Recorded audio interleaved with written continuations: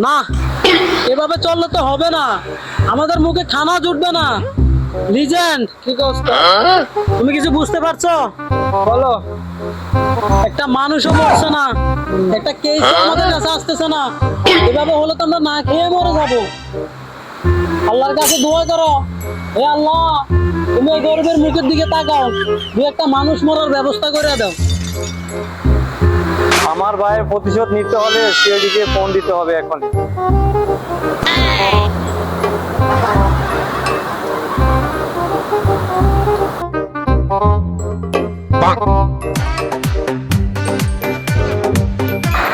আল্লাহ মনে হয় আমাদের মুখের দিকে তাকাইছে রে।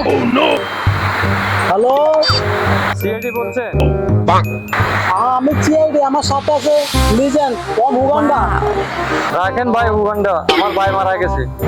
কি বলেন? কোথায় আসতে হবে? আমরা তো এই জন্য অপেক্ষা করতেছি, শুধু বলেন। এখনই আসতেছি। লিজেন, গাড়ি বার করো, কেস আছে, চলো।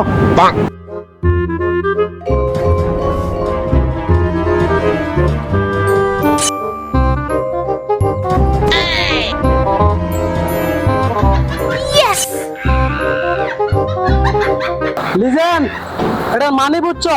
না, বুঝো নাই? না, বুঝাতেছি, বসো।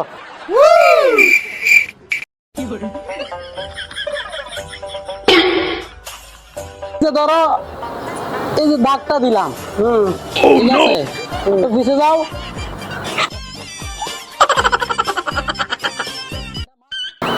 এটা মানি বুঝছো? না, সত্যি মানি বুঝো নাই? না, আসলে বুঝো নাই? না ওস্তাদ বুঝি নাই। আমিও তো বুঝি নাই। শালা মনটা করে জুটটাতে বাড়ি মারি। কিরে, আরে কইছো তাই কথা? না ওস্তাদ, কুত্তারে কইছি, কুত্তারে কুত্তারে। হ্যাঁ, তাইলে ঠিক আছে।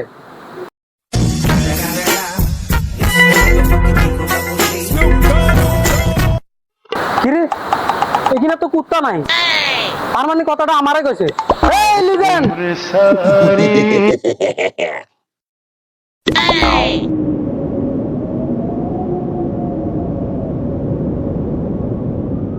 ভাই রে, তোরে এমনি গুঙ্গা মারি ঠিক আছে রে।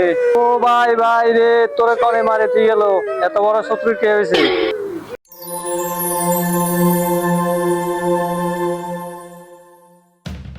Wow.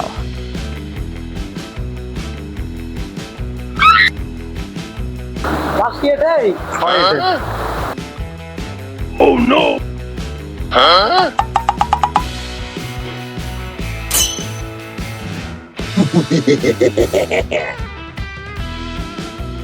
আরে চেক করো। উস্তাদ, এর তো কোনো শত্রু নাই।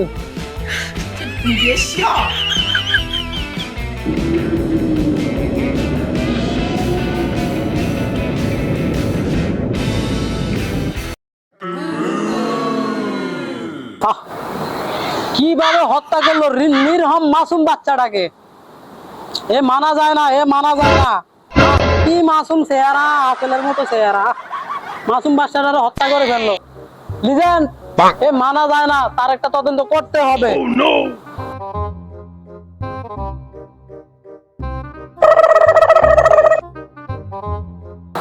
টেনশনের কোনো কারণ নাই। Wow. আমি সিআইডি, সাথে আছে লিজেন্ড, একটা পারবো না। সব আপনারা না, দাঁড়ান, আপনারা না, দাঁড়ান, সোজা। আপনার ভাইয়ের এক একটা গুণের ছাড় দেওয়া হবে না, ছাড়বো না, একটা ছাড়বো না। আপনার ভাইয়ের এক একটার খুনির জবাব আমি নিব, ঠিক এইভাবে গুলি করবো।